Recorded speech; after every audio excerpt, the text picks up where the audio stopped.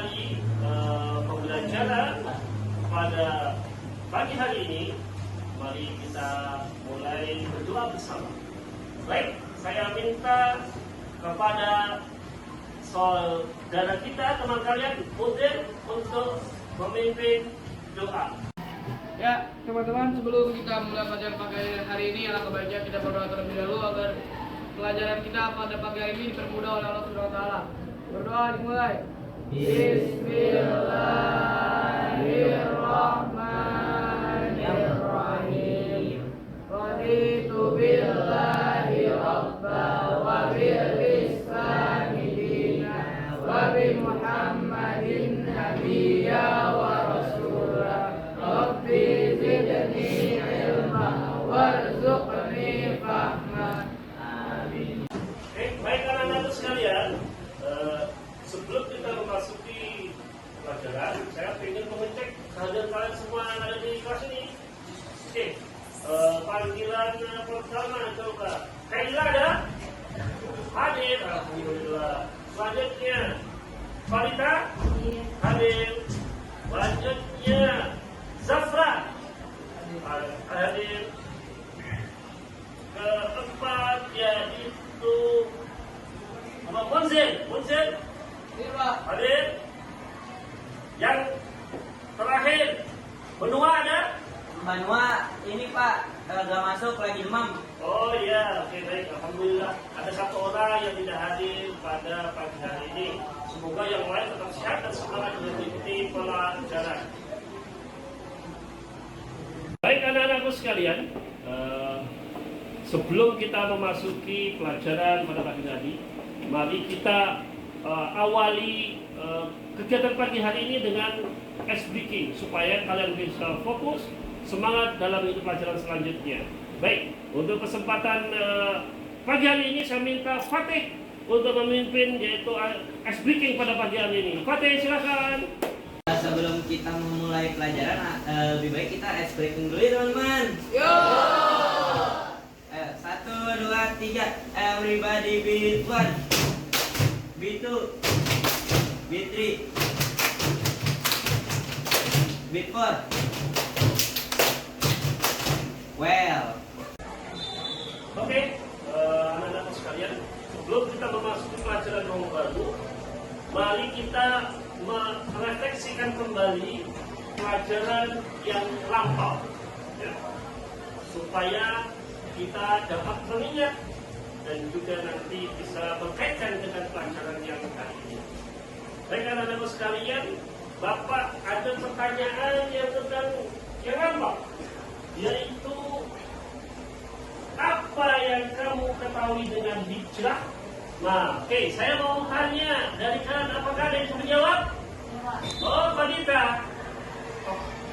Yang saya ketahui tentang hijrah adalah berpindahnya seseorang dari satu tempat ke tempat lainnya, atau secara istilah adalah meninggalkan yang buruk dan memulai yang baik. Oke, jawaban pertama luar biasa oleh Vanita. Dan minta pertanyaan selanjutnya supaya kalian tambah ingat lagi, yaitu kenapa Nabi melakukan hijrah? Kenapa Nabi melakukan hijrah? Oke, siapa yang bisa menjawab?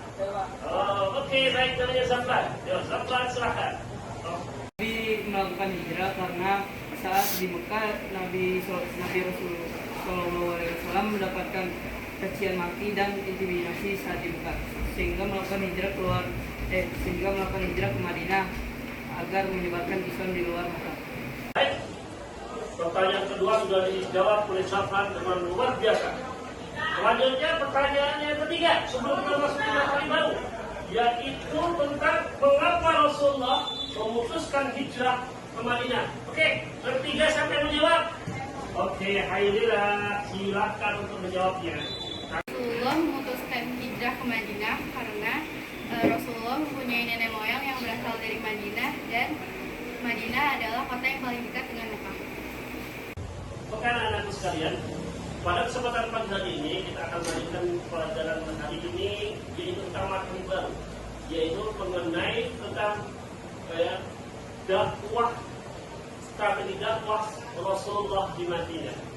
Maka dari itu saya mohon anak-anakku sekalian menyampaikan apa yang Pak saya itu tayangkan di layar nanti supaya kalian bisa memahami dan bisa mengerti tentang bagaimana strategi dakwah Rasulullah di Madinah.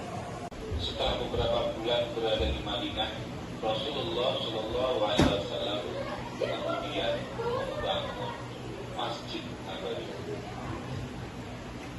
Pembangunan masjid tersebut selain berfungsi sebagai tempat ibadah, juga berfungsi sebagai pusat kegiatan dakwah, pemerintahan, bermusyawarah, dan lain sebagainya.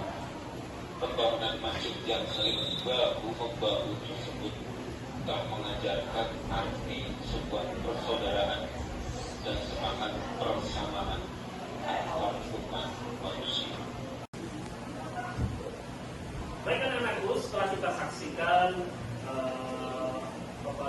menyaksikan video tadi, maka kita dapat mengambil apa namanya kesimpulan, mengambil intisari dari apa yang kita lihat, kita saksikan daripada film tersebut. Yang pertama, strategi dakwah Rasulullah, ya, Sallallahu Alaihi Wasallam di Mekah adalah membangun masjid dengan media pusat dakwah. Ya. Dengan membangun masjid tidak hanya buat untuk ibadah, tapi juga buat berstrategi perang, buat yang lain-lainnya, buat belajar dan sebagainya. Yang kedua, membangun kota Madinah sebagai kota pemerintahan, yaitu menjadikan Madinah sebagai pusat peradaban, pusat pemerintahan dalam menjalankan roda perjalanan pemerintahan pada saat ini. Dan selanjutnya yang ketiga adalah mempersaudarakan kaum muslimin, yaitu antara orang muhajir dan ansar, yaitu orang muhajir orang yang datang dari Mekah, dan ansar adalah orang yang asli, orang yang ada di Madinah. Dan yang terakhir adalah membuat piagam Madinah sebagai konstitusi negara. Membuat konstitusi negara adalah maksudnya adalah undang-undang tersebut dapat diterima oleh muslim dan muslim yang sehingga dapat menjalankan keadilan bersama.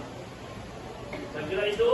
Selanjutnya, Bapak mau bagi kalian 4 kelompok untuk bisa berdiskusi pada kesempatan pagi hari ini, dan nanti hasil diskusinya saya minta kalian bisa presentasi di depan teman-teman kalian.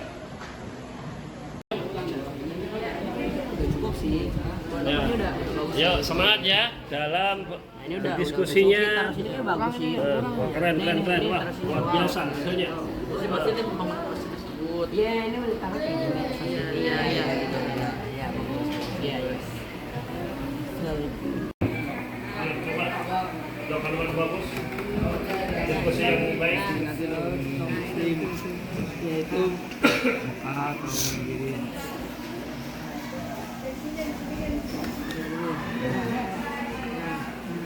Nah, di samping. Tuh, dari samping. Ini udah bener kan? Udah.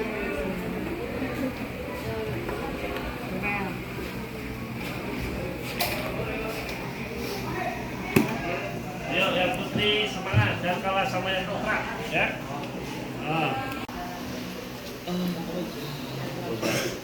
Bikin mantap yang bagus supaya bisa dijelaskan kepada teman-temannya ya. Baik anak-anak sekalian, alhamdulillah kalian sudah melaksanakan diskusi dengan luar biasa, penuh semangat dan juga saling memberikan masukan-masukan kepada temannya. Baik, selanjutnya adalah presentasi dari masing-masing kelompok. Untuk yang pertama, saya minta kepada kelompok pertama, siapa namanya? Coba, Zaidan, untuk bisa maju ke depan. Silakan. Assalamualaikum warahmatullahi wabarakatuh. Saya dari kelompok 1, nama saya Zaidan. Nama saya Satya Jabar Siregar. Saya akan membacakan strategi dakwah Rasulullah di Madinah. Yang pertama, membangun masjid sebagai pusat dakwah. Fungsi masjid, pembangunan masjid tersebut merupakan salah satu langkah paling strategis dalam dakwah Rasulullah SAW berada di Madinah. Masjid tersebut oleh Nabi juga berfungsi sebagai kegiatan politik dan pemerintahan saat itu. Baik, selanjutnya saya minta untuk kelompok 2 untuk mempresentasikan hasilnya. Oke, Tio dan teman-teman silakan maju ke depan. Assalamualaikum warahmatullahi wabarakatuh. Waalaikumsalam warahmatullahi wabarakatuh. Kami perwakilan dari Kota Bogor akan mempresentasikan strategi dakwah Rasulullah SAW di Madinah. Saya Theodora Chandra. Dan saya Rafi Farmansyah Laufia. Strategi dakwah Rasulullah SAW di Madinah juga membangun kota Madinah sebagai kota pemerintahan. Namanya pembangunan di Madinah merupakan fenomena dari ibadah yang kedatangan perdagangan maupun tujuan-tujuan lainnya. Inilah nantinya yang mengantarkan Madinah menjadi kota besar ke Jariah Arabia. Sekian dari kami. Wassalamualaikum warahmatullahi wabarakatuh. Selanjutnya adalah kelompok ketiga untuk menampilkan presentasinya pada pagi hari ini. Jadi kelompok tiga, Zafran dan kawan-kawan sudah kembali ke depan.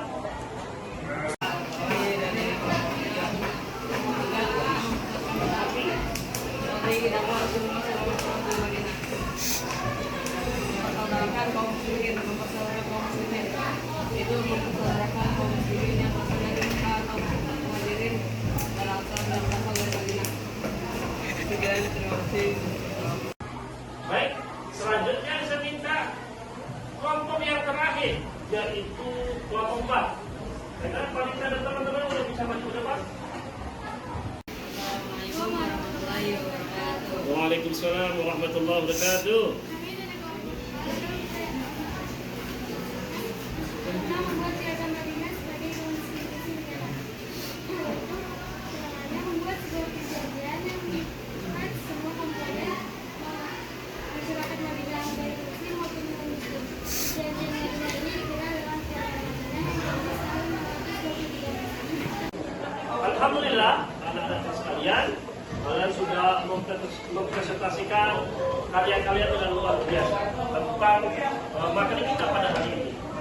Maka dari itu, saya pengen salah satu kalian bisa untuk menyimpulkan sebelum kita mengakhiri pelajaran kita pada pagi hari ini. Dan saya minta, siapa namanya? Noval Hakim untuk bisa membacakan kesimpulan pelajaran kita pada pagi hari ini. Kesimpulan yang saya ambil dari strategi dakwah Rasulullah SAW di Madinah adalah yang pertama, membangun masjid sebagai media pusat dakwah.